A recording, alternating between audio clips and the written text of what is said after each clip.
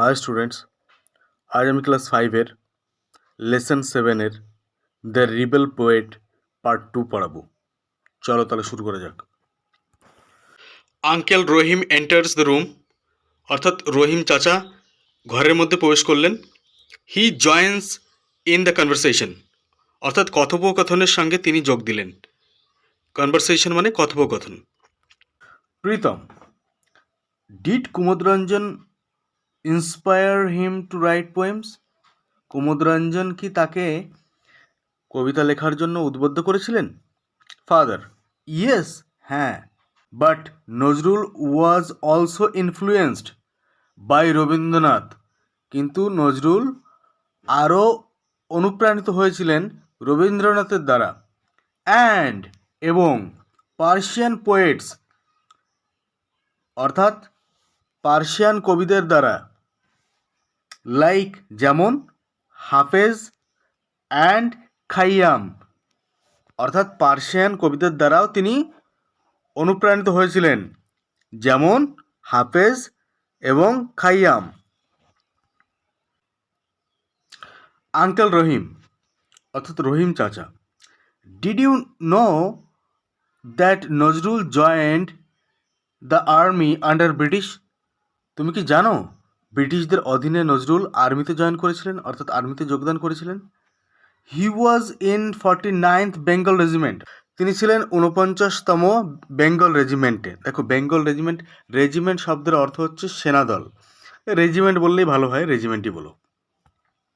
After the first world war, প্রথম বিশ্বযুদ্ধের পরে। দেখো, ওয়ার্ল্ড ওয়ার মানে বিশ্বযুদ্ধ। দ্য রেজিমেন্ট ওয়াজ ডিসব্যান্ড, অর্থাৎ এই রেজিমেন্টটাকে ভেঙে দেওয়া হয়েছিল। ইন 1920, অর্থাৎ 1920 সালে প্রথম বিশ্বযুদ্ধের পরে এই রেজিমেন্টটাকে ভেঙে দেওয়া হয়েছিল। So he came to Calcutta, সুতরাং তিনি কলকাতা চলে এসেছিলেন। ফাদার, বাবা, at the time Indians had Ryzen against the British rule. এই সময় ভারতীয়রা ব্রিটিশদের বিরুদ্ধে জেগে উঠেছিলেন বা উঠে দাঁড়িয়েছিলেন। Nazrul protested against the cruelty of the British in his own way, অর্থাৎ নজরুল প্রোটেস্ট করেছিলেন, অর্থাৎ প্রতিবাদ করেছিলেন, এগেইনস্ট অর্থাৎ বিরুদ্ধে, দ্য ক্রুয়েলিটি নিষ্ঠুরতার বিরুদ্ধে, of the British in his own way. Nazrul প্রতিবাদ জানিয়েছিলেন ব্রিটিশদের নিষ্ঠুরতার বিরুদ্ধে তার নিজের মতো করে। ইন হিজ ওয়ে মানে তার নিজের মতো করে। দেখো, প্রোটেস্ট মানে কিন্তু প্রতিবাদ করা, এগেইনস্ট মানে বিরুদ্ধে, ক্রুয়েলিটি মানে নিষ্ঠুরতা। ইনফ্যাক্ট, আসলে হি অলসো স্টার্টেড, সে আরও শুরু করেছিল রাইটিং পোয়েমস, কবিতা লেখা, এসেস, প্রবন্ধ লেখা, অ্যান্ড সংস এবং গান লেখা, টু ভয়েস হিজ প্রোটেস্ট, তার প্রতিবাদের স্বর বা ভাষা হিসাবে। আসলেই সে আরও শুরু করেছিল কবিতা লেখা, প্রবন্ধ লেখা, গান লেখা, তার প্রতিবাদের ভাষা বা স্বর হিসাবে। He is the rebel poet of India, তিনি হচ্ছেন ভারতের বিদ্রোহী কবি। রিবেল মানে বিদ্রোহী, পোয়েট মানে কবি।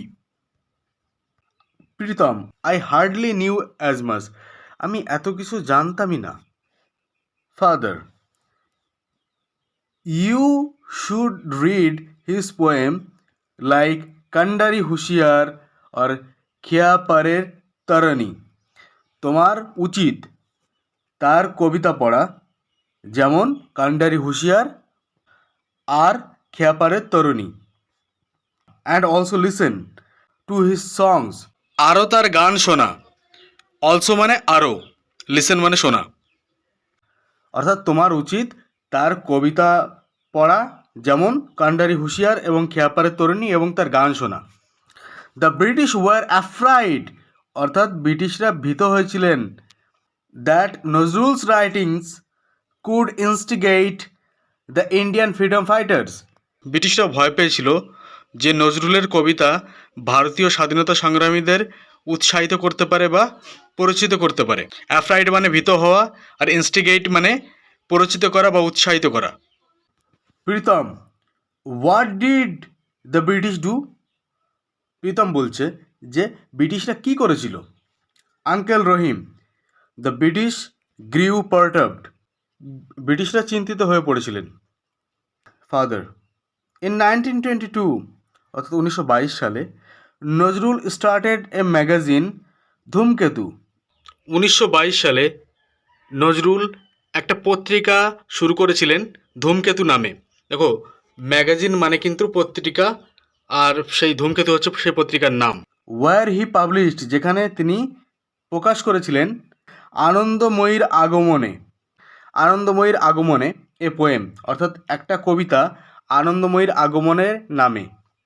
আঙ্কেল রহিম অর্থাৎ রহিম চাচা, the British raided the office of Dhumketu, অর্থাৎ ব্রিটিশরা এই ধূমকেতুর অফিসে হানা দিল। The poet was arrested from Comilla, কবিকে কুমিল্লা থেকে গ্রেপ্তার করা হলো। প্রীতম, হোয়াট হ্যাপেন্ড দেন, তারপরে কি হয়েছিল? Father, he was transferred to the Hooghly jail and there he began fasting, অর্থাৎ তাকে হুগলি জেলে স্থানান্তর করা হয়েছিল এবং সেখানে সে উপোস করা শুরু করেছিল। দেখো, ফাস্টিং মানে কিন্তু উপোস করা। It was his way of protesting against the torture of the British, এটা ছিল তার উপায় বা পথ। প্রোটেস্টিং অর্থাৎ প্রতিবাদের, against the torture of the British, এটা ছিল তার প্রতিবাদের উপায় বা পথ ব্রিটিশদের অত্যাচারের বিরুদ্ধে। দেখো, প্রোটেস্টিং বলতে প্রতিবাদ, এগেইনস্ট অর্থাৎ বিরুদ্ধে, টর্চার মানে অত্যাচার বা নিপীড়ন। Pritam, for how many days he did fast father, তিনি কতদিনের জন্য উপোস করেছিলেন বাবা? Father, he fasted for more than a month, তিনি 1 মাসের বেশি উপোস করেছিলেন। In December 1923 he was released from jail, 1923 সালের ডিসেম্বরে তিনি জেল থেকে মুক্তি পেয়েছিলেন বা তাকে জেল থেকে ছেড়ে দেওয়া হয়েছিল। Pritam, thank you so much father, মানে তোমাকে অনেক অনেক ধন্যবাদ বাবা। Now I will be able to sing, এখন আমি গাইতে পারবো করার ওই লৌহ কপট, অর্থাৎ আমি এখন গাইতে পারবো করার ওই লৌহ কপট উইথ জিল অ্যান্ড প্যাশন। জিল বলতে উদ্দীপনা আর প্যাশন বলতে আবেগ, অর্থাৎ আমি এখন কারার ওই লৌহ কপট গাইতে পারবো আরও উদ্দীপনা এবং আবেগের সঙ্গে। I am so proud that the teacher has selected me for singing, আমি অনেক গর্বিত যে শিক্ষক আমাকে ঠিক করেছেন গাওয়ার জন্য। Uncle Rahim, then let's hear you sing, চলো তোমায় শুনি, অর্থাৎ তোমার গান শুনি আর কি। We will sing along with you as well, আমরা তোমার সঙ্গেও গাইব। এখানেই আমার দ্য রিবেল পোয়েট শেষ হলো। তোমাদের ভালো লাগলে চ্যানেলটি সাবস্ক্রাইব করো।